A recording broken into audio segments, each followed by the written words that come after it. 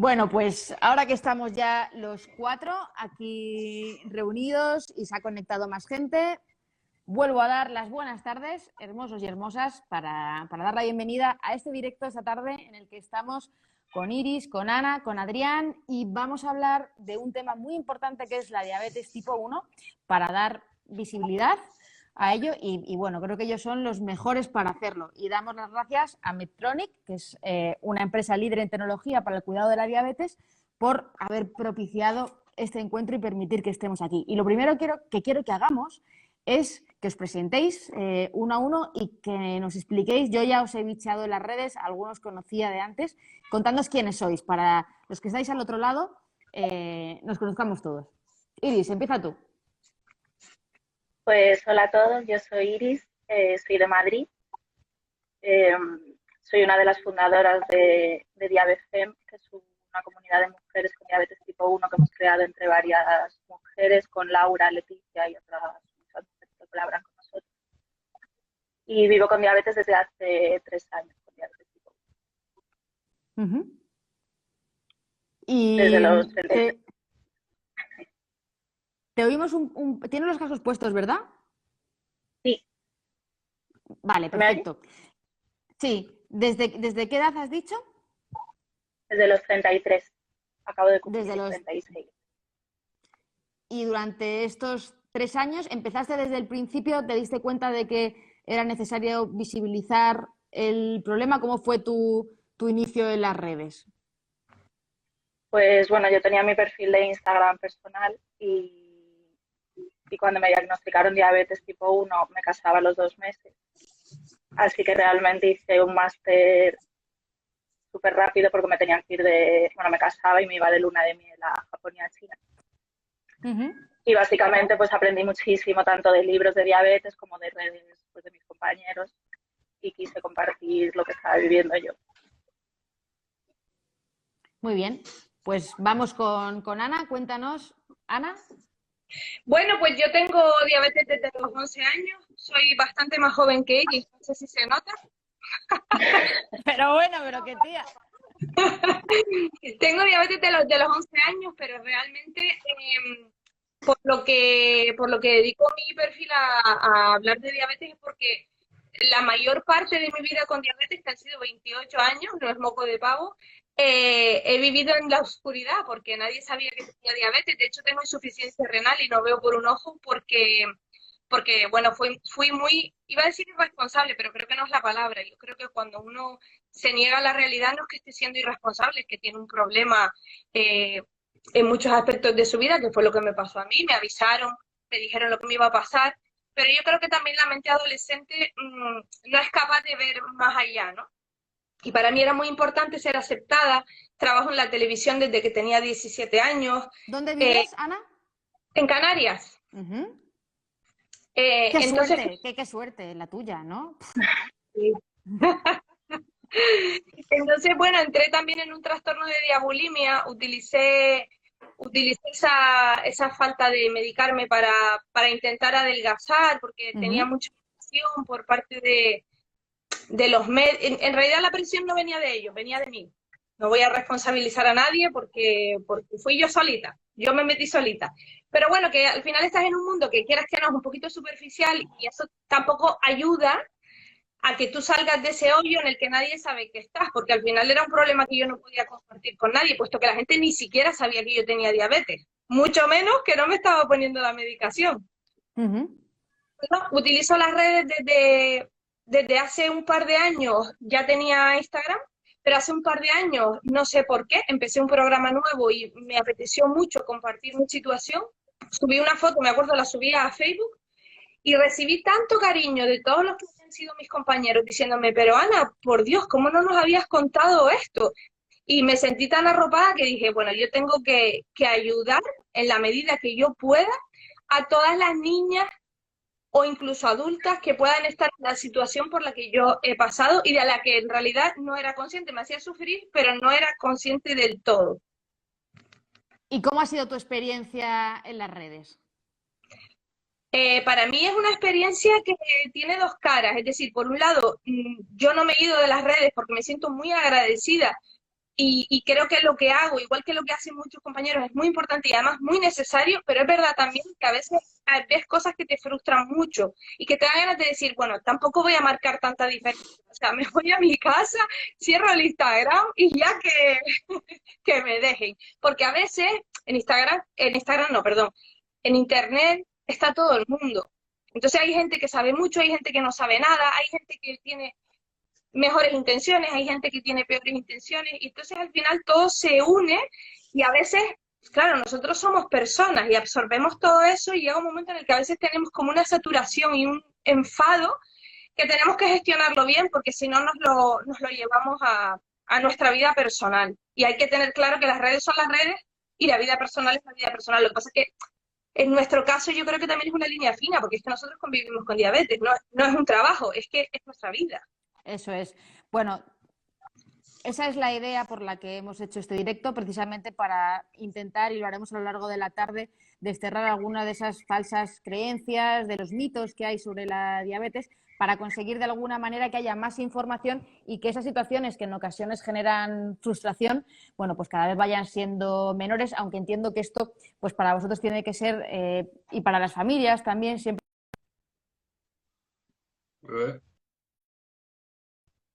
¿no? Y de decir, bueno, tengo que entender que realmente no todo el mundo ha podido formarse o ha tenido sensibilidad sobre este tema. Bueno, pues Adrián, vamos contigo. Don Sacarino, cuéntanos. Don Sacarino.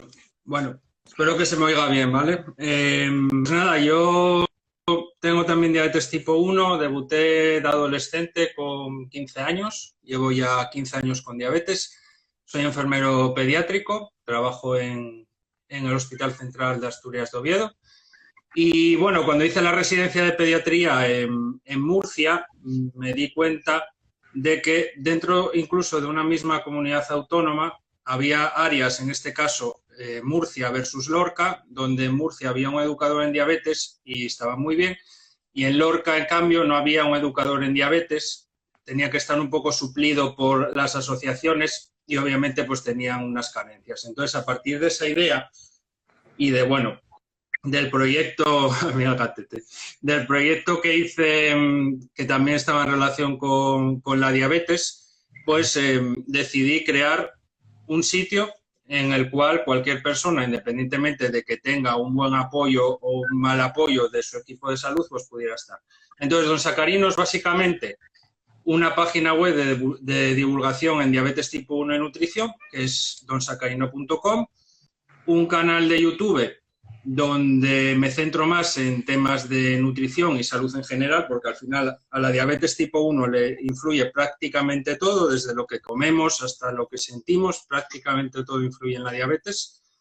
Y también pues la comunidad que tengo en Instagram, que es la de Don Sacarino, y bueno, pues por ahí pues resuelvo dudas, hago infografías, un poquito de todo.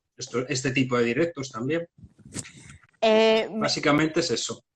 Haces una labor estupenda, bueno, los tres lo hacéis. Cuando he compartido el directo esta mañana, mucha gente me ha escrito y me ha dicho, a mí cómo me ha ayudado Don Sacarino, me ha ayudado mucho Don Sacarino, ¿no? Y leyendo tu cuenta de Instagram, he visto que tenías un post en el que hablabas de que realmente Instagram era la red, pues si tuvieras que dejar algo, pues dejarías Instagram antes que YouTube o que la web, pero que sin embargo, en los mensajes privados de Instagram se podía, a veces ayudabas mucho a las personas, ¿no? Esto creo que los divulgadores lo tenemos muy interiorizado, porque una cosa es lo que ocurre de cara a la galería, ¿no? Lo que estamos viendo ahora, y otra cosa son las dudas personales que muchas veces muchos pacientes no se atreven a preguntarlo, o a lo mejor dan con profesionales sanitarios que no estamos suficientemente formados, ¿verdad? Más que nada lo que ocurre con la tipo 1, bueno, en primer lugar hay que dejar claro que a nivel de redes siempre hay unas líneas que no puedes pasar. Yo, por ejemplo, soy una persona que nunca va a decir modifica esta pauta de insulina, por ejemplo. Obviamente. Porque eso es cuestión del equipo de salud. Pero partiendo de ese punto de vista, sí que es verdad que hay muchos temas de educación en diabetes que por falta de tiempo, y más en los tiempos que corren, no se tratan. Entonces, sobre todo en lo que es la página web, me dedico sobre todo a hablar de esos temas que no se pueden tocar y que por tanto la gente pues tiene carencias de ellos, ¿no? Desde los aspectos psicológicos, la la sexualidad, algo tan básico como el tema del contaje de raciones, que es fundamental en la diabetes tipo 1, y que hace relativamente poco hice un vídeo en YouTube, un curso en YouTube sobre contaje de raciones, y me ha escrito un montón de gente diciéndome que partía de glicos de 10 y gracias a aprender contaje de raciones estaba ahora mismo en 6, 5, 6 de glicosilada. Entonces es un poco eso. Yo sobre todo no me centro igual tanto en cómo dar visibilidad a cómo me siento yo en relación a la diabetes, porque la verdad es que la diabetes para mí, pues bueno, pues está ahí, da por culo unos días y otros días no, y ya está. Tampoco voy más allá.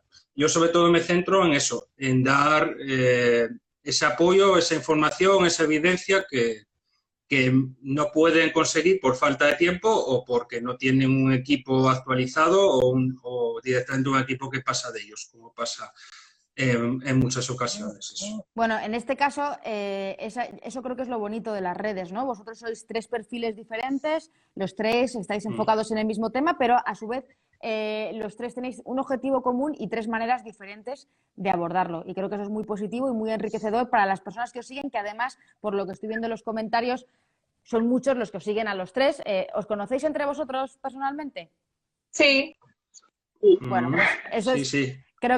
Coincidimos, sí. Creo que esto es muy positivo y además, Adrián, pues tú eres un profesional sanitario, con lo cual pues tienes ese plus añadido. Bueno, pues quiero comenzar, una vez que ya nos conocemos, nos hemos puesto nombre, apellidos y casi profesión. Preguntan por los gatos por ahí de alguien, no sé si el gato también quiere... El que se me hace que me diga. Ahí, ¿cómo se llama? Lula.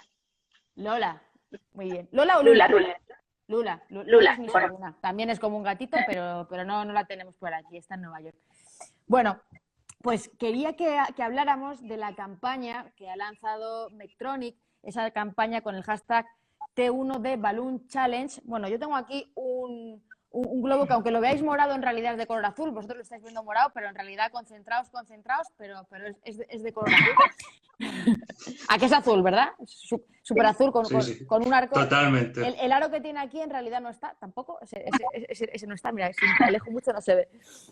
Bueno, pues es una campaña y creo que es una idea estupenda para visibilizar la diabetes tipo 1, que consiste en que las personas hagan actividades de su vida cotidiana con un globo. El globo significaría la diabetes, que es algo que te acompaña y que además es algo muy inestable. Las subidas, las bajadas. ¿Qué os parece esta campaña? ¿Cómo os habéis sentido al ver esa metáfora del globo simbolizando la diabetes tipo 1? A mí por mi... Empieza Ana, venga, empieza Ana, que se ha lanzado, está lanzada. A mí, por mi parte, me ha encantado porque creo que es súper necesario que a veces, a ver si lo puedo explicar bien, ¿vale?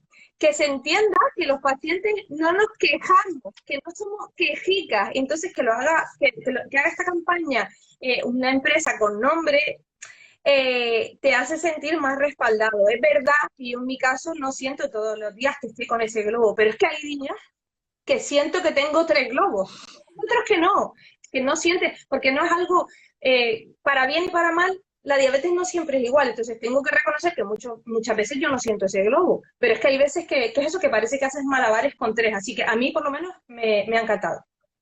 Iris, ¿cómo lo ves? A mí también, sí, me ha encantado, sobre todo porque siempre decimos que la diabetes tipo 1 es diferente en cada persona y realmente tienes que estar, pues como dice Ana, a lo mejor hay algún día que no lo notas mucho, pero siempre tienes que estar gestionándola, no decimos que vives 24 horas al día, todos los días del año con ella. Porque a lo mejor si te despistas, estás haciendo tu vida normal y no estás muy pendiente o pues el globo se puede pinchar o se puede escapar. O se puede escapar, ¿no? Y entonces tenemos un problema. La verdad que hay gente que está poniendo en los comentarios que a veces el globo es como si estuviera lleno de cemento. Algunos días el globo es más pesado que otros. ¿Cómo lo ves tú, Adrián? Hombre, yo lo primero que veo es que al publicista que hizo la campaña se le debería de dar un viaje a Cancún, como poco. Bueno, la verdad es que está de puta madre la campaña, por ejemplo. Mira, ocurre una cosa con la diabetes. La diabetes de base es una putada, ¿vale? Pero sí que es verdad que si ahora mismo me dicen, oye, mira, te cambiamos la diabetes por ponte, yo qué sé, y todos los respetos hacia cualquier persona que tenga algunas patologías que voy a decir. Por ejemplo, un Crohn, un Addison, una colitis ulcerosa. Yo no la cambiaría. ¿Por qué? Porque la diabetes tiene, sobre todo la tipo 1, es un arma de doble filo. Porque por un lado es una patología que tienes tu insulina y tienes tu motivación. La motivación es el 80% del tratamiento de una diabetes tipo 1. La motivación que te lleva además a aprender. Eso muchas patologías no las tienen. Hay muchas patologías donde dependes totalmente de un tratamiento, te puede salir bien el tratamiento, si no te sale bien pruebas otro. Eso en la diabetes no ocurre. Pero, ¿cuál es el arma de doble filo de la diabetes? Pues básicamente que es una patología donde tienes que estar todo el día, 24/7, gestionando, haciendo cambios. Como decía Ana, hay días que prácticamente no miras para ella, y hay días que estás 24 horas porque entras en ese carrusel de subo, bajo y no me cuadra nada. Entonces, la diabetes sí que es verdad que si hacen las cosas bien, por ejemplo, los 3 que estamos aquí, que tenemos un buen control, tenemos unas buenas glicos, ya está, perfecto, porque no dependemos de un fármaco, de que nos salga bien la jugada o de que ese fármaco nos funcione una época y después nos deja de funcionar. Eso no ocurre porque al final es insulina. Pero genera un desgaste porque es 24/7 tomando decisiones, una tras otra, cosa que no ocurre en otras enfermedades. En otras enfermedades pues dependes totalmente del tratamiento y ya está. Pero aquí es estar a piñón todos los días. Se ha conectado mi amiga Laura y decía que bueno, pues que levante la mano quien no se le haya olvidado alguna vez la insulina, ¿no? Y además tienes quizás ese sentimiento muchas veces de culpa y también para los cuidadores cuando los niños son pequeños, ¿no? Esa responsabilidad. Bueno, y ya de pequeños ni te cuento la película. Es que, por lo que estaba diciendo Adri, iba a comentar que luego hay otra cosa que, al margen de todo lo que es la gestión, ¿vale? Que la gestión son muchas cosas, muchas variables y que varía a veces entre días, sobre todo también en el caso de las mujeres, las hormonas, todos saben. Hay una cosa también que a mí me parece muy importante, que es lo que no se ve, lo que es invisible. A mí me ha sonado la alarma a las 4 de la mañana y a mí mi novio me ha dicho, pero sin mal rollo, me ha dicho, ¡ay, la alarma! Y yo me he tenido que ir al baño a llorar, porque en ese momento tú piensas, Dios mío, a ti te molesta la alarma, que no lo dice mala fe, pero vemos que esa otra persona solamente ve un ruido molesto y tú te estás levantando a las 4:30 de la mañana a tener que remontar una hipoglucemia, a esperarte a que eso remonte y a volverte a dormir para el día siguiente ir a trabajar. Entonces, esa carga a veces, en momentos puntuales, porque normalmente a mí mi novio me dice que le molesta la alarma y me da igual. Quiero decir que hay veces que las palabras de los terceros entran un poco como dagas, porque al final esa mochila tú la estás llevando todo el tiempo. Sí. Y esto que es muy importante. Iris, tú que llevas menos tiempo que ellos, ¿cuánto tiempo has tardado en tener el control, en sentir que realmente tenías el control? Realmente poco, pero porque en mi caso es una excepción. Como he dicho antes, como tuve que aprender súper rápido porque estuve viajando durante un mes. Para las personas con diabetes tipo 1, cosas como viajar pues requieren muchísima planificación, porque claro, los temas de insulina, pues a lo mejor comidas nuevas, etcétera. Entonces sí que es verdad que aprendí muy rápido, pero sí que noto mucho lo que dice Ana con respecto a la gente que me conoce.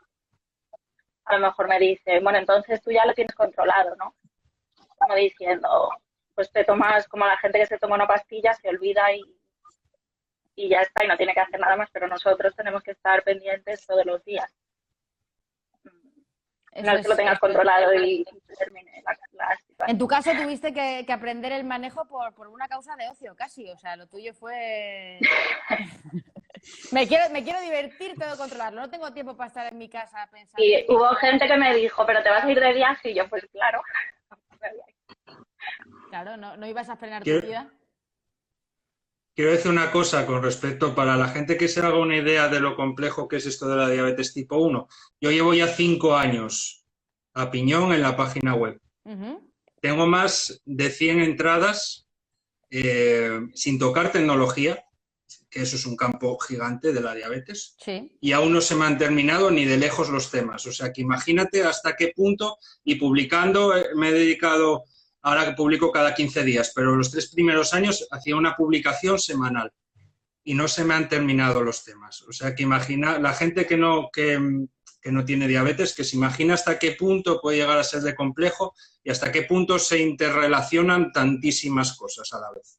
Bueno, pues Adrián, ya que tienes la palabra, Sí. Para la gente que nos está viendo, porque hay mucha gente que nos está viendo que realmente empatiza y lo conoce, pero para la gente que no conoce realmente la diabetes, ¿nos puedes explicar brevemente las diferencias entre diabetes tipo 1, diabetes tipo 2? ¿Por qué no podemos meter a todo el mundo en el mismo saco? Porque eso nos ayudará luego a derribar los mitos. Pues a ver, todas las diabetes comparten una misma característica, que es la hiperglucemia, ¿vale? Hay fundamentalmente diabetes tipo 1, diabetes tipo 2, la diabetes gestacional, que la podemos dejar en un saco aparte porque es en la gran mayoría de los casos transitoria. Otras diabetes raras que se llaman diabetes LADA y diabetes MODY, y lo que sería la prediabetes, que también la podríamos dejar al margen. Las dos más importantes, más relevantes, son la diabetes tipo 1 y la diabetes tipo 2. La diabetes tipo 2, que es la predominante de los 400 y pico millones de personas en el mundo que tienen diabetes, son de tipo 2.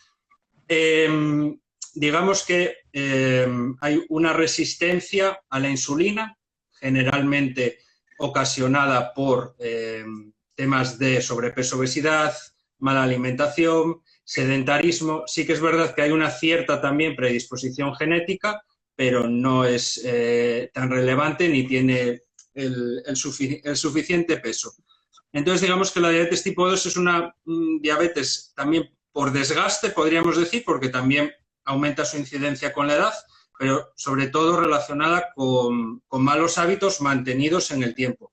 La diabetes tipo 2 es muy sencilla de solucionar. Yo siempre digo que una persona con diabetes tipo 2 que está, por ejemplo, con antidiabéticos orales es un paciente que desde el punto de vista de la sanidad está mal gestionado o es un fracaso, porque la diabetes tipo 2, fundamentalmente con dieta, ejercicio y perder peso, conseguimos, digamos, revertirla y ponerla en, digamos, en un estado de hibernación. Hay una cuestión nunca desaparece. Que es el perímetro de la cintura, que es un factor clave y que por eso es muy importante reducirlo, y el ejercicio ahí es fundamental. Si no conseguimos reducirlo, va a ser difícil que los parámetros mejoren. Exactamente. Y después, por otro lado, estaría la diabetes tipo 1. La diabetes tipo 1 no tiene nada que ver, es una patología autoinmune.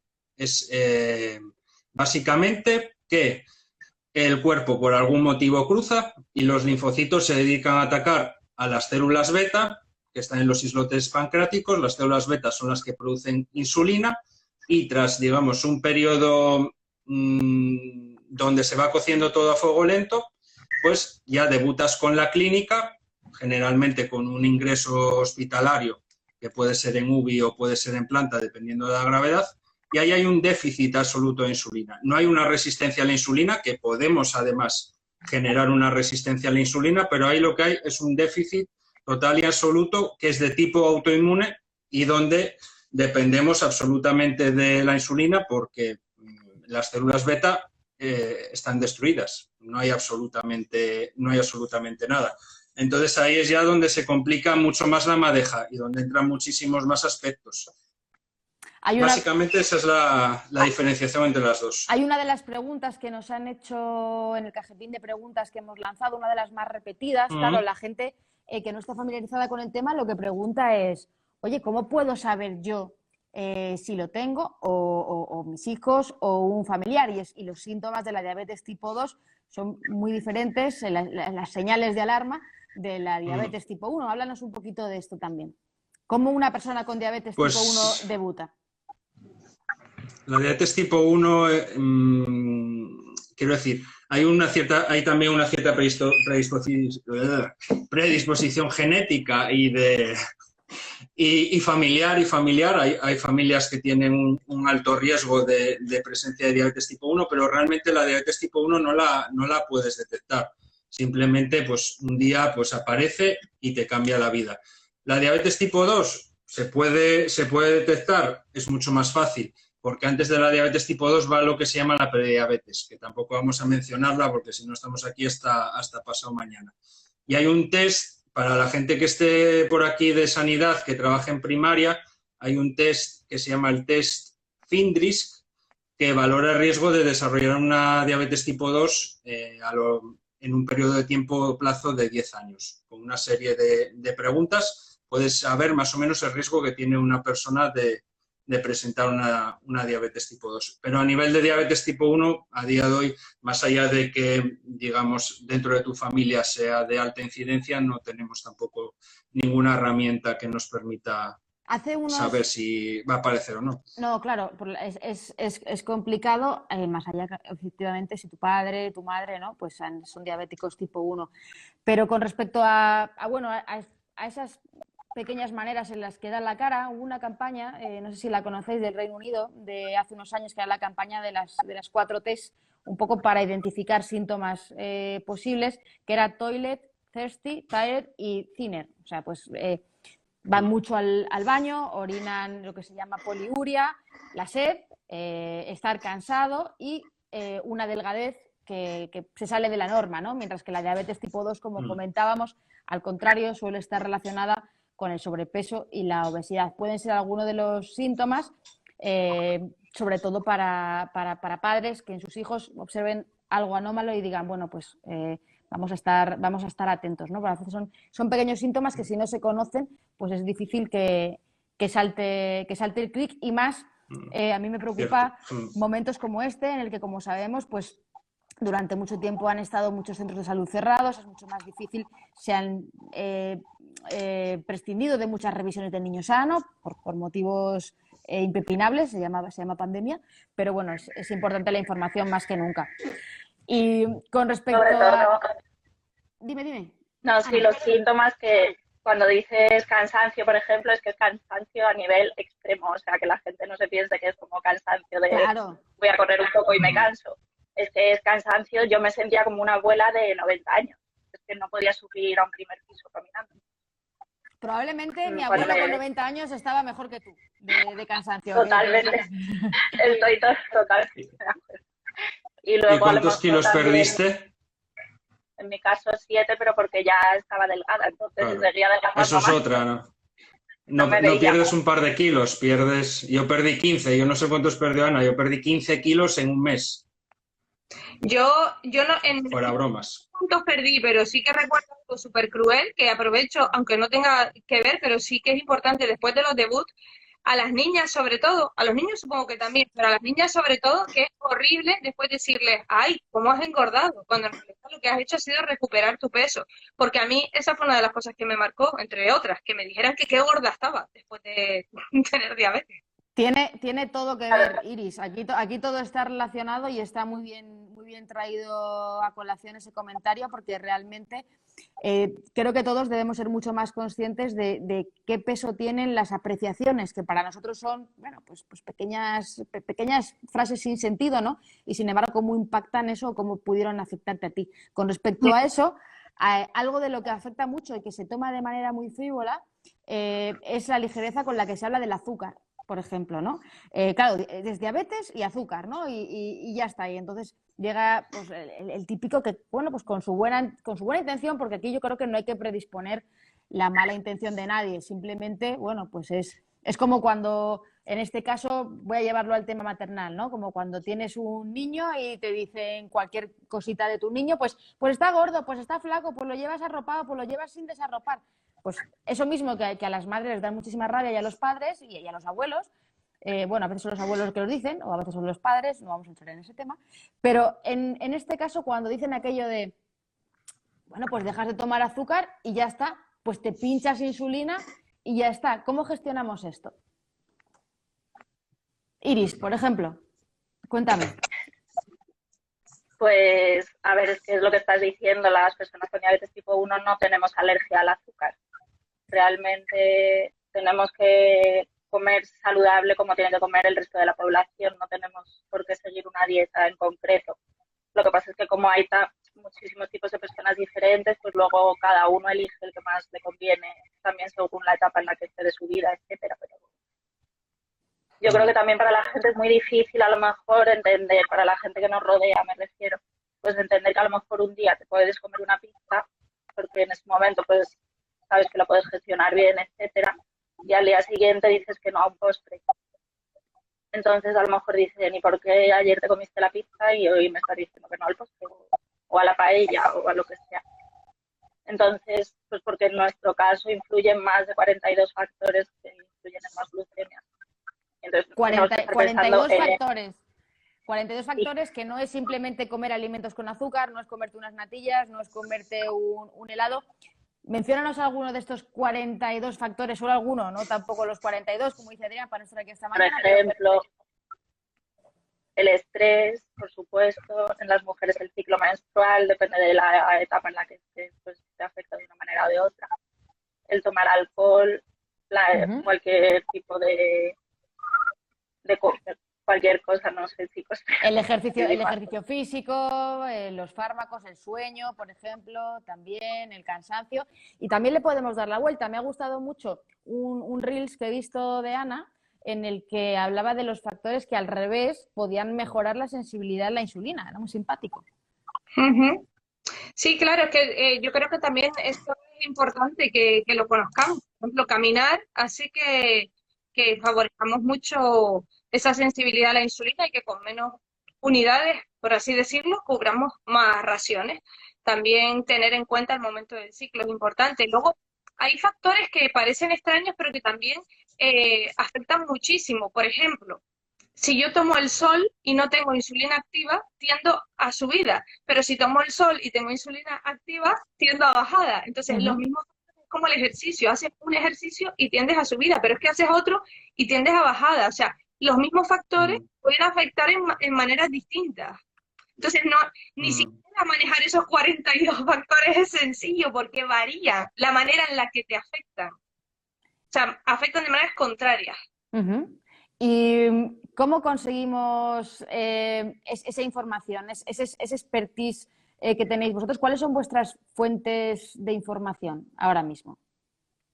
Yo, en mi caso, mis fuentes de información son perfiles que sé que se basan en información, como por ejemplo el de Don Sacarino, Diabefem, I Am Your Pancreas, que también es otro perfil buenísimo. Bueno, hay muchísimos perfiles en Instagram que dan información muy buena, pero sobre todo, yo creo que el partir uno mismo de la rutina para poder anotar todas esas pequeñas alteraciones que al final puedes tener en cuenta y seguir un patrón y darte cuenta, oye, mira, es que realmente esto me está haciendo esto. O sea, experimentar con uno mismo. Siempre nosotros, entre nosotros como comunidad, nos damos consejos. Consejos que, como bien dijo Adrián antes, nunca incluyen ni dosis de insulina, ni pautas personales de cada uno, pero sí consejos generales. Abrir tu mentalidad y decir, oye, pues a lo mejor sí tiro por aquí, ¿no? Pero conocerse uno mismo es fundamental, porque ni los ratios tenemos los mismos, ni a mí el ejercicio me va a sentar igual que a ti, porque además yo vivo en Canarias y tengo otra temperatura. O sea, al final tienes que especializarte en... Oye, una cosa te voy a decir, como vuelvas a decir que vives en Canarias, igual te toque silenciar, porque, ¿sabes? Tampoco es cuestión de... Eso es, enseña el sol encima. Igual ya estás un poquito viniéndote arriba. Ya está, no digo más. No. Ayuda muchísimo también la tecnología. La tecnología, cuenta. Sí, perdón. No, pues aparte de lo que estaba diciendo Ana, que ahora tenemos mucha suerte porque hay mucha información en redes, etcétera, pues la información de educación diabetológica que recibimos en los hospitales de enfermeras educadoras en diabetes es básico, tener un buen equipo. O sea, dar muchas veces con la persona adecuada supone la diferencia totalmente, y luego pues la tecnología, que tiene muchísimos avances en estos últimos años, facilita muchísimo el empoderamiento, diríamos. Eso es importante. ¿Qué consejo le daríais a las personas que nos están viendo y que bueno, que conocen a alguien con diabetes, para que sepan reaccionar, por ejemplo, en caso de hipoglucemia? Que no vean películas. Que no vean películas. A ver, ¿qué pasa en las películas? ¿Qué pasa en las películas? ¿Lo quieres explicar? Pues que se mete. Si lo quieres explicar, alguien de ese turno. No, Ana, cuéntalo. No, Cuéntalo que te has yo es que no me sé la película. No, o sea, todas. Yo tengo capturas de referencias de miles de películas en las que ante una hipoglucemia lo que se hace es ponerle insulina a la persona. La importancia de esto, la gravedad, es directamente que provoca nuestra muerte. Claro. O sea, no es que esté maltratado, es que nos matan. Entonces yo no puedo entender por qué si a una persona en una película le da un ataque al corazón, no se permite que se le salve tapándole la nariz, ¿por qué si se permite que a una persona con diabetes se la salve poniéndole insulina? Es grave porque realmente tenemos esa percepción de diabetes, la salvación es insulina, y no se tiene en cuenta lo que es la hipoglucemia y la hiperglucemia. Entonces, además, que si me da una hipoglucemia, perdona, yo como tengo diabetes siempre voy a llevar insulina en el bolso. Es decir, que si me da una hipoglucemia y pierdo el conocimiento, no puedo decirle a nadie que no me la ponga, porque estoy inconsciente. Entonces, si abren mi bolso y ven la insulina y el día anterior han visto una película de ese estilo, ¿me van a matar? ¿a quién matamos nosotros? Al guionista. A los productores, sí. Bien, Adrián, si el guionista, el pobre, yo creo que Es- al final se empatiza más con el guionista, bueno, con todos, no vamos a matar a nadie, pero bueno, digamos que... Mira, es muy sencillo con respecto a las hipoglucemias. Yo, por ejemplo, soy una persona que personalmente me autogestiono yo. Es decir, mis amigos no tienen ni puñetera idea de diabetes, mi familia lo tiene olvidadísimo, pero sí que es verdad que hay unas cosas básicas. Y te cuento, por ejemplo, una anécdota de hace muchos años. Salía con una chica, esa chica, nada, sabía 4 directrices, sabía que si veía que empezaba a hacer cosas raras, que procurase hacerme una glucemia capilar, le decía cómo hacer la glucemia capilar y que tuviera en cuenta que me tenía que dar, pues, azúcar, de donde le saliera del asunto. Me daba igual una Coca-Cola que un zumo, que un sobre de azúcar, me daba igual. Con esas 3 pautas lo tenemos todo solucionado. Y la anécdota es que hace ya unos cuantos años, estaba yo en la universidad, me agarré una corza a whisky muy épica y llegó un momento en el que se me fue la cabeza. Me dio una hipoglucemia muy gorda, yo creo que debió de ser la más gorda que me dio en mi vida. Y esa persona me vio que estaba haciendo cosas raras, vio que no le cuadraba la historia. Como sabía que llevaba todo encima, me hizo una glucemia capilar y con las mismas cogió 2 Coca-Colas y me las endosó para adentro, una detrás de otra. Y si no llega a ser por eso, por esas 3 directrices muy sencillas, lo más seguro es que hubiera acabado en el hospital esa noche. Vamos, clarísimo, porque estaba un tris de caerme inconsciente. Vaya, básicamente. Una Coca-Cola si la tenemos a mano, un azucarillo, un sobre de azúcar, un caramelo. Esos Lo más 15 gramos. importante realmente es que si está inconsciente la persona no hay que darle nunca nada, no hay que darle de beber, Cierto. porque se puede atragantar y habría que llamar corriendo al 112. Eso es lo Que más por cierto, ahora que está comentando Adrián lo del alcohol, que yo le pediría que aprovechara que requiere un montón de gente para explicar el peligro del alcohol y las hipoglucemias. Venga, O sea, El alcohol es una... El alcohol, bueno, yo la verdad es que esa época no me arrepiento para nada, me lo he pasado muy bien, pero la verdad es que me he jugado el tipo en más de una ocasión con el tema del alcohol. El alcohol tiene varias cosas. En primer lugar,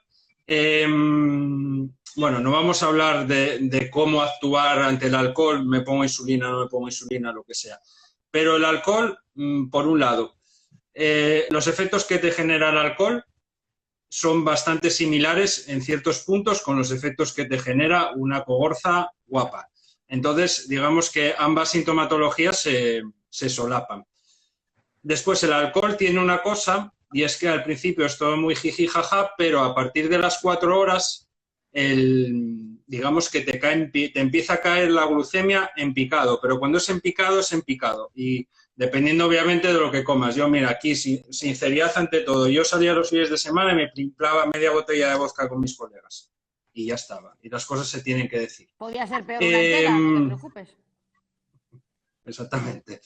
Y las hipoglucemias que me daban después, lo que pasa es que yo lo sabía y estaba percatado de ello. Las hipoglucemias que me daban después al llegar a casa, Tenía que corregir con muchísimo hidrato rápido y después hidrato lento para que durante la noche no me diera una pájara y acabara en el sitio, porque encima de aquella ni llevaba monitorización ni llevaba nada, de aquella casi prácticamente ni la llevaba la gente.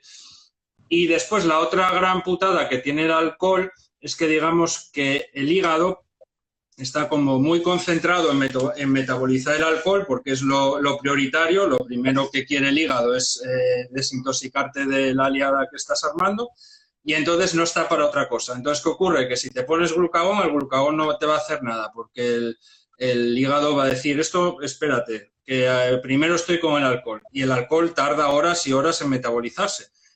Entonces, cuando tienes una inconsciencia, no te vale tampoco el glucagón, ya tendría que venir la urgencia, ponerte una vía, pasarte suero, glucosa y demás. Entonces, el alcohol, la verdad es que es bastante peligroso.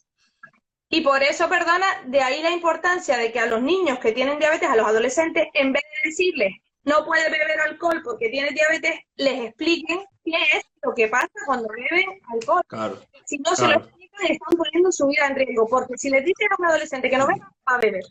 Yo realmente conozco... Claro, Perdona, conozco varios casos y realmente en la adolescencia es mucho más fácil renunciar a un helado o renunciar a refrescos o etcétera. O a lo mejor ni siquiera hay que renunciar, pero lo complicado es que en ese momento de la noche de la fiesta, como estás comentando, Adrián, se renuncia al alcohol. Entonces, la importancia de la información, incluso, yo diría, si nuestro hijo tiene en clase algún compañero que sea diabético, pues creo que también debería ser un poco labor de todos educar a nuestros hijos para que si en clase de alguien hay un compañero, sepan cómo ayudarle, porque para lo que él pues va a ser simplemente, me quedo tirado en la acera un rato y se me pasa, para un diabético pues puede suponer la muerte, como estabas diciendo.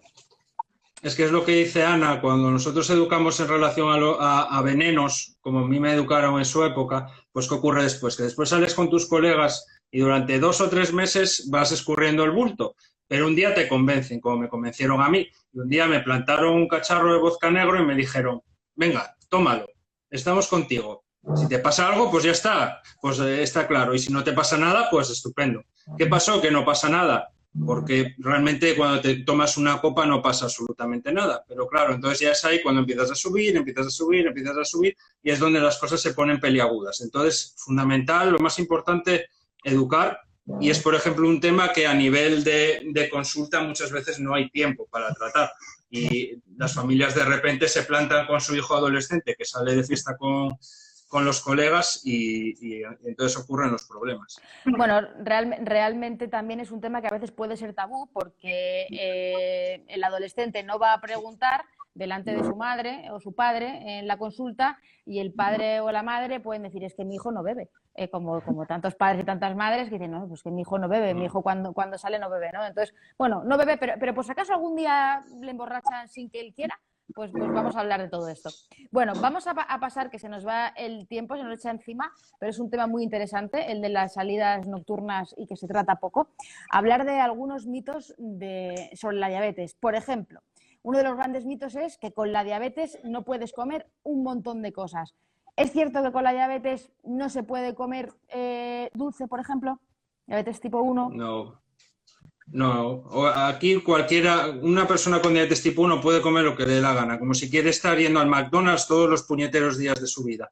Pero hay 2 cosas. La primera, lo que perdemos por un lado con relación a la diabetes lo tenemos que recuperar por otro lado, porque realmente nosotros, poquito a poco, y por muy bien que estés controlado, estamos perdiendo salud, por lo cual es importante que la recuperemos por otro lado, y la recuperamos pues llevando un estilo de vida saludable.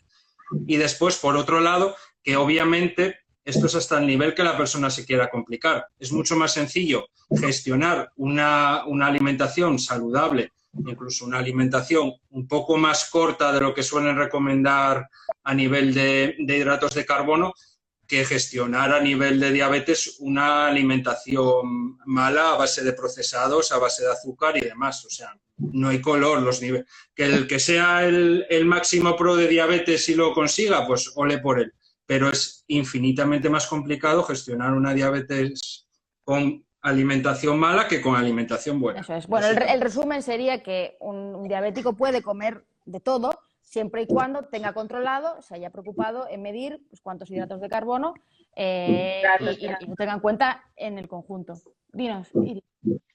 Y no, que habrá mucha gente que a lo mejor no tiene diabetes que no sabía lo que acabas de decir, que lo que hacemos realmente es contar los hidratos de carbono que tiene cada alimento que tomamos y ponernos la insulina necesaria en cada caso.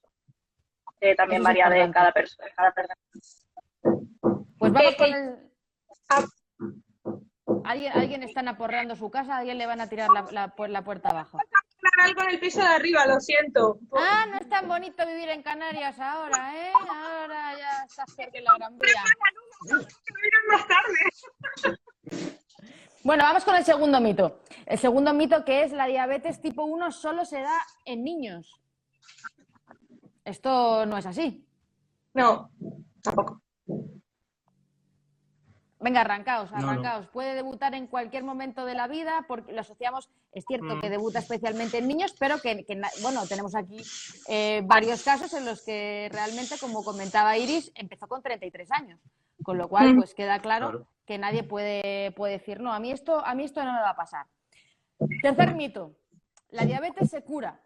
La diabetes se cura, no se cura, malas noticias, la diabetes, ¿verdad? Puedes tener ni siquiera me gusta decir buen control de la diabetes, nos gusta más decir que lo gestionamos realmente porque, por lo menos en mi caso personalmente, creo que no se puede controlar 100% nunca la diabetes. Y es una enfermedad que no se cura, tienes que vivir con, es una enfermedad crónica que, aunque la reviertan incluso en la diabetes tipo 2, van a tener que seguir pendientes de hacer pues dieta y ejercicio, como decía Adrián. Cuidándose siempre. Sí, va a haber una cura tecnológica. Y yo últimamente hablando diciendo mucho que si no para finales de esta década, a lo largo de la siguiente, va a llegar un punto en el que la diabetes se va a curar, pero en base a la tecnología, desde el punto de vista de una curación como tal, una curación, digamos, biológica, eso no lo vamos a ver y si lo llegamos a ver. Cuéntanos brevemente, Adrián, cómo podemos tener esa cura tecnológica. ¿Cuáles son esos avances tecnológicos que tenemos ahora y que no tenían hace 10 años? Pues la cura tecnológica es básicamente lo que se conoce por el nombre de páncreas artificial en base a un sistema cerrado. Entonces, ¿qué es un páncreas artificial? Un páncreas artificial tiene básicamente 3 partes. Una que es una monitorización continua de glucosa, que ahora mismo, por ejemplo, los 3 que estamos aquí la llevamos, o bueno, los que lleváis freestyle en breve lo tendréis cuando salga el 3. Pero bueno, es básicamente una monitorización continua de glucosa, que es un aparato que cada 5 minutos me vuelca los resultados que tengo de glucemia, pues a mi móvil o al segundo punto de este páncreas, que es la bomba de insulina. La bomba de insulina es un aparato que tú te lo pones a nivel subcutáneo con una cánula y te va administrando tus necesidades de insulina directamente. Y el tercer punto, digamos que esos 2 puntos los tenemos ya muy, muy bien desarrollados. El tercer punto sería lo que sería un algoritmo inteligente que sea capaz de, con la información que le da la monitorización, poner a trabajar esa bomba de insulina que haría como de páncreas, ¿no? En este caso. Entonces, a día de hoy los algoritmos, pues por ejemplo, nos permiten que durante la noche, si tenemos una hipoglucemia, la monitorización lo detecta antes de que llegue la hipoglucemia y para la infusión de la insulina de la bomba y nos previene las hipoglucemias. Incluso a día de hoy se está consiguiendo que llevarnos, digamos, en condiciones basales por si necesitamos aumentar las necesidades de insulina a lo largo del día, nos las puede ir aumentando poquito a poco, nos puede hacer alguna corrección, pero ese algoritmo se tiene que trabajar mucho y llegará un momento en el que cosas, por ejemplo, el ejercicio físico, que son impensables a día de hoy, con los algoritmos, a medida que vayan evolucionando y vayan aprendiendo, pues llegará un momento en el que va a hacer lo mismo que el páncreas. Va a autogestionarse él solo y va a ser capaz, digamos, que seamos capaces de dejarlo trabajar y desentendernos un poco de la diabetes. Pero bueno, todavía queda, ya te digo, empezaremos a olerlo a finales de esta década, principios de la siguiente. Esa es la teoría que yo tengo. Y mucha gente piensa que la bomba es lo que acaba de decir Adrián. Y no. ¿Perdona? ¿El qué? Que ¿El mucha qué? gente piensa que la bomba es lo que acaba de describir Adrián, que no tiene nada que ver. Claro. Para esto O sea, que la está bomba- explicando Adrián, Un manual. Ah, no, claro. No, la bomba es esto, pues. Se la pone y ala. Y no, no es así. La bomba es una gestión manual. Totalmente. Ahí, Sí, ahí sí, están el manual. Iris y Y Adrián con sus bombas. Tenemos aquí a Eurequilla en los comentarios, que se sabe de vuestra vida y obra. que también. Ya está, ya ha captado que vosotros dos lleváis bomba y que Ana, sin embargo, lleva plumas. sí, a mí me gustaría hacer una apunte. Pero. Sí. La importancia que tiene la tecnología, o sea, me refiero que es súper importante que a todas las personas con diabetes tipo 1 nos llegue tecnología desde la sanidad pública que hay. Es importantísimo y se tiene que invertir en ello porque realmente la manera en la que la tecnología puede cambiar la calidad de vida de las personas pues es impresionante. Y con esto quiero ir enlazando con uno de los últimos bloques que queríamos tratar, que es exactamente ejemplos de situaciones cotidianas de las personas con diabetes y las personas sin diabetes, ¿no? Pues, por ejemplo, las personas que realmente tienen diabetes antes de comerse pues, simplemente una manzana tienen que tener este conteo de hidratos de carbono, tienen que tener en cuenta si la glucemia sube, si la glucemia baja. Con la tecnología podríamos prescindir y simplemente comernos una manzana pues como se la come cualquier persona, ¿no? que no tiene diabetes. Exactamente. Otro caso que podíamos tener, pues por ejemplo, lo acaba de comentar Adrián, el deporte, ¿no? Para los deportistas, pues realmente si ya para un deportista en sí, sobre todo si es deportista de alta competición, tiene que tener en cuenta pues la hidratación, los hidratos de carbono, si realmente el ejercicio es durante más de una hora o de determinada intensidad, para vosotros es más complicado todavía. ¿Hacéis deporte de manera habitual vosotros? Sí. ¿Y cómo es tu experiencia, Ana? Yo, por ejemplo, muchas veces he llegado al gimnasio y me he tenido que hacer porque la sensibilidad, como te decíamos antes, de las mujeres varía según el momento del ciclo. Y yo he tenido días, te lo pongo en números para que entiendas un poco. Yo empiezo a entrenar con 120 musculación de la glucemia, pero empiezo a entrenar con 70 musculación y no me sube la glucemia, lo cual quiere decir que tengo que parar y comer, y a veces paro y como y no me sube, y al final acabo comiendo otra cosa porque veo que no sube y ya se me ha pasado el tiempo de entrenar, y entonces al final vas al gimnasio a pasear porque te tienes que volver. Ese tipo de cosas a una persona sin diabetes no le pasan. Bueno, volvemos al globo, ¿no? O sea, tú cuando estás en el gimnasio, pues realmente estás pendiente de todo lo que nos estás contando, mientras el que tienes haciendo musculación al lado, pues no tiene ese globo porque él está, oye, para arriba, para abajo, lo que tengo que hacer sin pensar si está en 70 o si está en 110 o si está en 120, ¿no? Con sensor, cuando yo no tenía sensor, entraba en una clase de aeróbic y tenía que salir 3 veces a medirme, porque claro, las sensaciones de la palpitación cuando estás entrenando las confundes con la hipoglucemia. Y no podía seguir haciendo la clase sin saber si me estaba dando una hipoglucemia. Y paraba la clase 3 veces para pincharme. Claro, y otro globito que tenemos, lo has comentado tú, Ana, y es por la noche. Por la noche, cuando a veces tienes que ponerte el despertador, si no tienes un sensor, si no tienes un medidor constante, bueno, pues llegas incluso a tener la mala cara de tu pareja de decir, es que me has despertado, ¿no? Que es normal, ¿eh? Que es normal. Que es muy normal, ¿no? Y todas estas cosas, pues bueno, por suerte, esperemos. ¿Cuánto tiempo le has dado, Adrián? ¿Cuánto tiempo has dicho? ¿Cuál es tu Aramis Fuster vaticinio? Final de década, para empezar a olerlo, final de década a principios de la que viene. Todavía queda, ¿eh? Vale, Todavía perfecto. queda. Y luego otro caso, nos lo ha contado Iris nada más comenzar, que es la planificación de los viajes, ¿no? Tienes que pensar en un plan A, en un plan B, en un plan C. Sí, yo iba a decir que aunque no vayas al gimnasio, cuando vas de turismo, por ejemplo,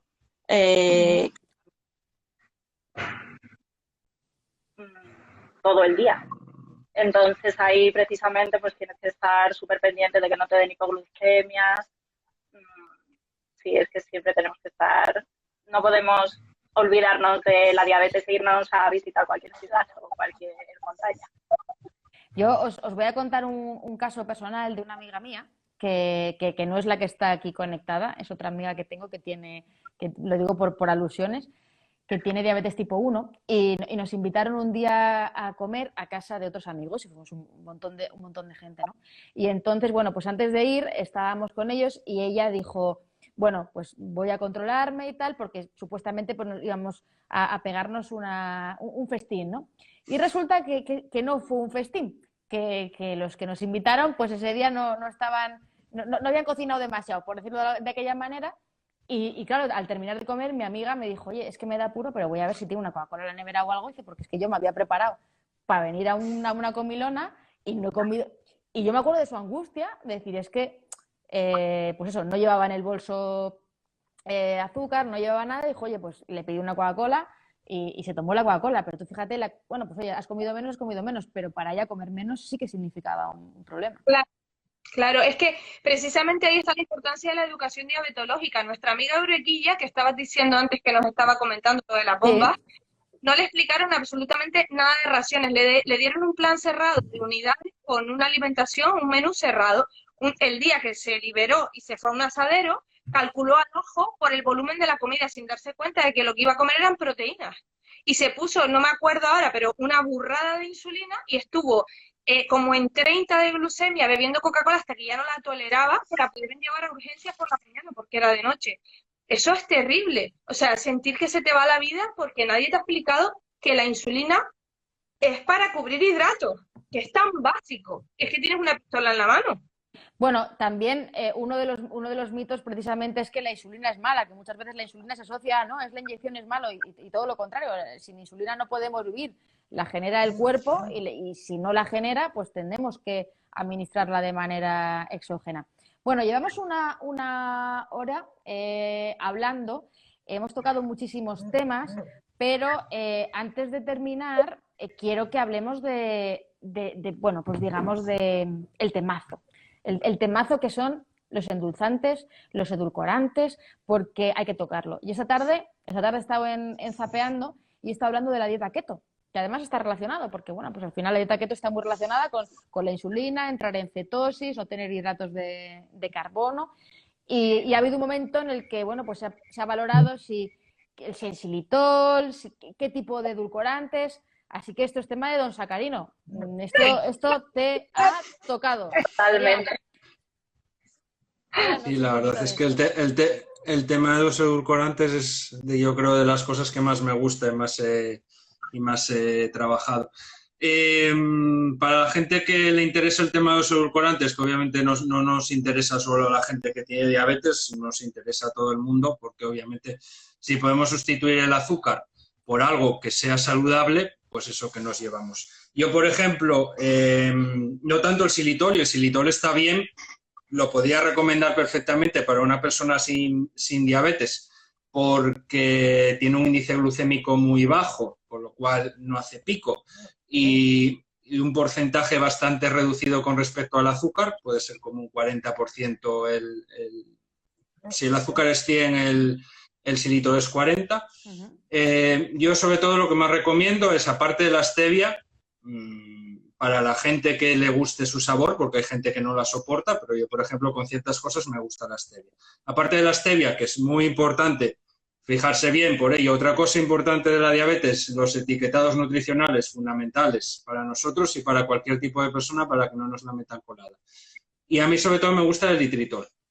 Yo he analizado prácticamente todos los edulcorantes que hay y para mí el mejor es el eritritol, que es un polialcohol, igual que el xilitol, pero tiene algo muy bueno y es que, por un lado, prácticamente no se fermenta a nivel del colon, que es el gran problema que tienen los polialcoholes, que generan flatulencia, hinchazón y demás. Lo evitas con el eritritol. Poquito, sí.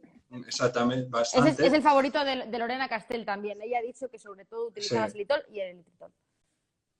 Y después lo que se absorbe, que es el 90%, no se metaboliza, se elimina. Los estudios han dicho que esa eliminación ni se crean metabolitos por medio que puedan dañar, ni se daña el riñón cuando se elimina. A mí es el eritritol lo que más me gusta. Yo consumo eritritol, puedo decir que me fundo kilo y medio al mes de eritritol y lo utilizo prácticamente para todo y no genera ningún tipo de efecto glucémico. Para la gente que tenga diabetes por aquí y me esté viendo, y para la gente que quiera tomar algo saludable para sustituir el azúcar, el eritritol. Lo tenéis en Amazon, lo tenéis en la página web de Diabética, lo vende incluso en Alcampo y en algunos centros comerciales grandes. A día de hoy es fácil conseguirlo. Yo lo he comprado en Herbolario. Sí, ahora mismo está bastante popularizado, no es difícil conseguirlo. Y con respecto a edulcorante típico como la sacarina, que te da tu nombre. Yo es que antes tomaba mucha sacarina, de ahí el nombre. Es que, a ver, también te digo que don Sacarino es mucho más marketingiano que don eritritol. Ahí está opción. Sí, claro, hombre, también lo pensé desde ese punto de vista. Los artificiales, sí que es verdad que siempre que se habla de edulcorante artificial se habla de la palabra cáncer, y sí que es verdad que tampoco tienen tanta relación y sobre todo no están debidamente estudiados a día de hoy, pero sobre todo lo que se está viendo a día de hoy con los edulcorantes artificiales, y esto sí que está ya más que comprobado, es que alteran enormemente la microbiota intestinal. Prácticamente todos, por no decir todos. Entonces, la microbiota a día de hoy es un campo que todavía estamos descubriendo, pero un campo fundamental que está relacionado con 58.000 cosas, mismamente con el síndrome metabólico famoso de la diabetes tipo 2. Entonces, si podemos evitar cosas que nos alteren y nos estropeen la microbiota y hagan que se nos vayan unos bichos buenos y se nos vengan unos bichos malos que no nos interesan ahí a colonizarlos y a vivir con nosotros, pues ya solo por ese punto yo no tomaría edulcorantes artificiales. Aparte de que el eritritol sabe igual que el azúcar, está mucho más rico que los artificiales, que tienen sabor a metal. Es importante, yo creo, de desmontar también ese mito de que, bueno, pues el aspartamo, las sacarinas son cancerígenos, porque las dosis en las que se utilizan habitualmente son seguros. Sí que es verdad que puede haber una alteración de la microbiota, que esto se está estudiando, por tanto, pues ante la duda, si hay otro tipo de alternativa, sobre todo si lo vas a tomar en cantidades industriales como Adrián, pues oye, siempre mejor. Y yo como nutricionista, que soy además de farmacéutica, recomendaría también a la gente bueno, pues a intentar vivir sin azúcar y con el mínimo de edulcorantes artificiales. Yo, por ejemplo, tengo aquí una taza de café. Yo no utilizo ni edulcorantes ni utilizo azúcar. Al principio puede que cueste, pero se puede hacer. ¿Iris? Sí, no, que yo tampoco. De hecho, antes de tener diabetes tampoco tomaba, era de las raras que no echaba azúcar al café también. Y yo creo que lo importante precisamente es acostumbrarnos al sabor de los alimentos. Al final te acostumbras y aprecias muchísimo más la nutrición, o sea, nutricionalmente. No estás ingiriendo al final pues, tanto eritritol, que aunque no sea tan malo como el azúcar, al final es mejor tomar alimentos. Al final el problema del eritritol o de cualquier edulcorante, ya sea más o menos agresivo, es que hace que los alimentos estén más ricos de manera artificial. Entonces, si tú quieres tomarte, pues digamos un yogur y te lo tomas con su sabor natural, te tomas un yogur a lo mejor con edulcorantes, pues te apetece tomarte dos porque está más rico, ¿no? Yo un día pillé a mi hijo, lo cuento siempre, con una manzana echándole sacarina. Mi hijo tenía 4 años y estaba ahí a chorro. Claro, yo le dije, pero Carlitos, ¿pero qué haces con la manzana? Dijo, mamá, está más rica. Y claro, si mi hijo se acostumbra a tomar manzana con sacarina, pues luego la siguiente vez que le dé la manzana sin sacarina dirá, mamá, esto no gusta porque a mí dame con sacarina. Por tanto, al final nos lleva a comer más y aumentar la ingesta calórica, que pues en general no es algo conveniente. Así que bueno, pues en su justa medida, quien quiera, además la gente que le gusta hacer la repostería casera, que quiera tirar de este tipo de edulcorantes, bueno, pues evidentemente va a ser mejor que el azúcar y más en este caso, pero que cuanto más nos acostumbremos a los sabores reales, como bien dice Iris, pues fenomenal. Me gustaría que pusierais a esta conversación un broche cada uno y bueno, pues, ¿qué le diríais, Iris, Ana y Adrián, a una persona que acaba de debutar con diabetes tipo 1? ¿Qué consejo le daríais para que ese globo de esta campaña, que recuerdo, T1D Balloon Challenge, podéis mirar con el hashtag, podéis buscarlo en Instagram y ver todos los posts que hay, podéis uniros a ella? ¿Qué le diríais a estas personas que acaban de debutar o que llevan poquitos años o que todavía no se hacen con ello para que ese globo sea más llevadero? Comienza, Iris. Sobre todo yo creo que no rechace la enfermedad y ahí va a empezar el resto de cosas. En cuanto la rechaza y la esconde, no hay manera de avanzar. Entonces, lo más importante es aceptarlo y con tu tiempo, porque cada uno tenemos unos tiempos diferentes, pues si lo necesita, buscar ayuda. Ahora hay muchísimas maneras de mejorar y va a poder hacer lo que quiera. Pues es un gran consejo. A mí me gustaría hacer un apunte. Claro. Perdón. Ya que has dicho que eres nutricionista, nosotros siempre estamos pidiendo que en el grupo, bueno, en el equipo de endocrinos con las enfermeras educadoras haya psicólogos y nutricionistas para las personas con diabetes tipo 1. Me gustaría decírtelo para que nos apoyes. Por supuesto, lo han comentado en los comentarios y realmente es que el tratamiento tiene que ser integral, 360, transversal y todas las maneras que queramos comentarlo. O sea, no se trata de ser... Mucha gente piensa que la diabetes tipo 1, lo hemos desmontado, es, bueno, pues dejas el azúcar, te pinchas la insulina y a correr. No, es complejo, hay muchísimos factores, tanto desde la nutrición, desde la psicología, incluso desde el ejercicio físico, con entrenadores personales, ¿no? También es muy importante. Así que ojalá cada vez el tratamiento se pueda abordar de una manera más multidisciplinar. Así que gracias por el apunte, Iris. Ana, ¿qué nos cuentas tú? ¿Qué consejo le darías a estas personas? Mira, están dejando aquí desde Medtronic Diabetes el hashtag T1D Balloon Challenge para que podáis consultarlo. Yo, al hilo de lo que estaba comentando Iris y parafraseando a Adrián, la diabetes es una putada, pero es verdad que la podemos convertir en un infierno. Yo soy especialista en convertir la diabetes en un infierno. No es necesario, porque las cosas no son lo que pasan, sino cómo las vivimos. Entonces, informarse, pedir ayuda, ser pesados, molestar, exigir educación, exigir sensores, exigir mejoras y seguir perfiles que denoten seriedad, que no te intenten vender dietas o que no te intenten vender productos milagrosos, que la información es poder y que al final uno siempre tiene la sartén por el mango, que va a haber momentos más difíciles, pero nosotros siempre vamos a tener la sartén por el mango. Y lo último, voy a aprovechar, como hizo Iris, y voy a decir otra cosa. Esta semana estoy dando... 2 por el precio de 1, o sea, me estáis toreando como queréis, pero bueno, venga. Que los niños a los que les di las charlas me llamaron mucho la atención 2 cosas que dijeron. Una, que creían que la diabetes era por comer dulces. Y 2, que creían que las personas con diabetes no podían comer muchos dulces. Y luego yo les pregunté, ¿y quién puede comer muchos dulces? Y esa pregunta la quiero dejar en el aire. ¿Quién puede comer muchos dulces? Porque yo no conozco a nadie.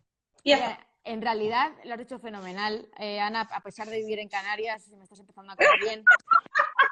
Pero realmente yo doy clase en la Universidad Isabel I en una asignatura que se llama Nutrición en la Enfermedad, y cuando se hace el abordaje nutricional, en realidad las pautas nutricionales son similares a las de cualquier persona. O sea, lo que tiene que comer una persona diabética es similar, lo único que tiene que controlar esa glucemia para administrar las unidades de insulina adecuadas, pero hay que desterrar todos estos mitos. Entonces, una alimentación como el plato de Harvard, que la mitad sean frutas y verduras, un cuarto de cereales que sean integrales, el grano entero y proteína saludable, esto es válido para cualquier persona. Y en ese plato de Harvard no están las chuches.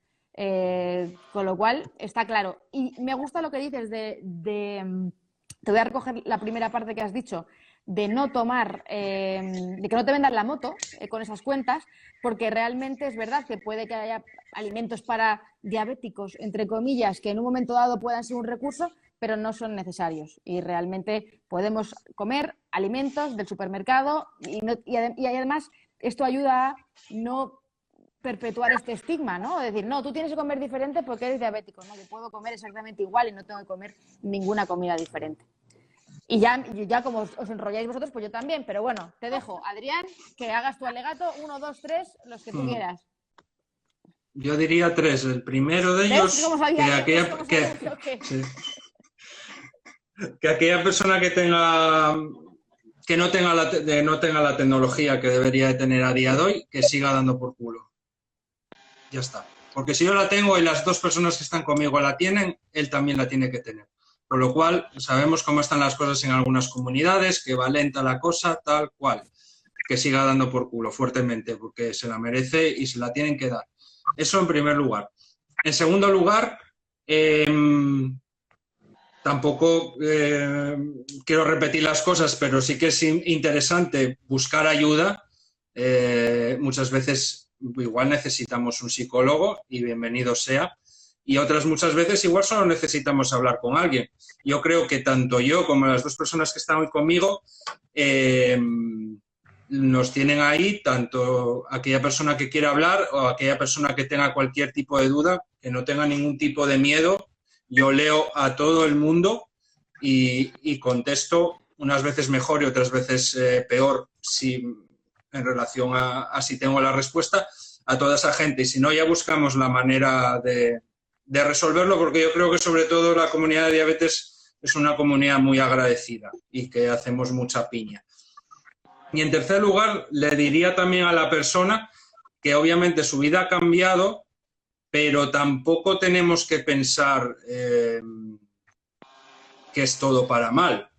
Porque igual no llega, por ejemplo, al punto de que yo a día de hoy, si tuviera que poner en una balanza la diabetes versus todo lo que tengo gracias a la diabetes a día de hoy, me costaría mucho elegir entre las 2 cosas, y no es ninguna broma lo que estoy diciendo.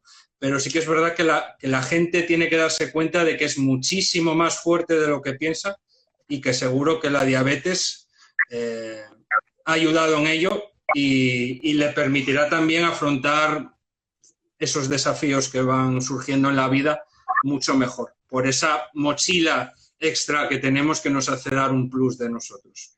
La resiliencia. Sí. Ese globo que nos acompaña, claro que sí. Bueno, creo que es muy importante todo lo que has dicho, Adrián, pero ese primer punto de la insistencia, comentaba aquí ahora mi amiga Laura que ella lleva más de un año pagándose los sensores porque te ponen muchísimas excusas, y esto se soluciona pues como otras muchas cosas en la historia.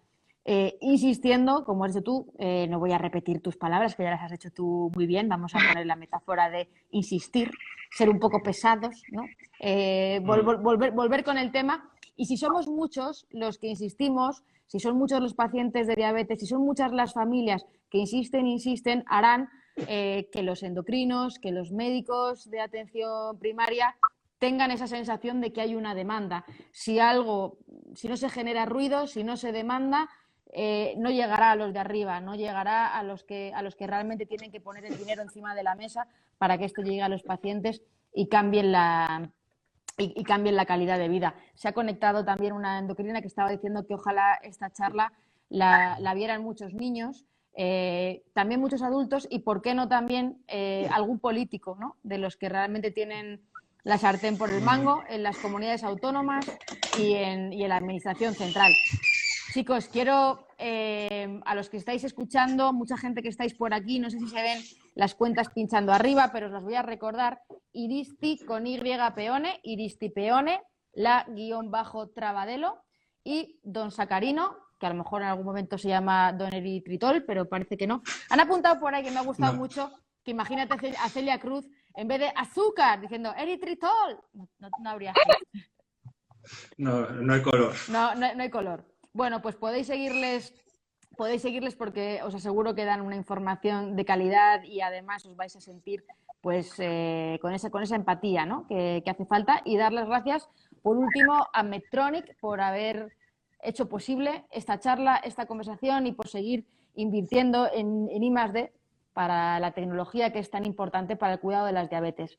Os animo una vez más a uniros al reto T1D Balloon Challenge, y lo dejamos aquí, chicos. Ha sido un placer, y ahora sí te digo, Ana, que cuando vaya a Canarias, pues allí me tendrás. Una hora menos. Una hora, lo tendré en cuenta. Bueno, Iris, Ana, Adrián, muchas gracias a ti por ceder este espacio, de verdad. Gracias. Pues nos vemos a la próxima. Hasta luego, gracias a todos por estar aquí hoy. Yo. Adiós, adiós.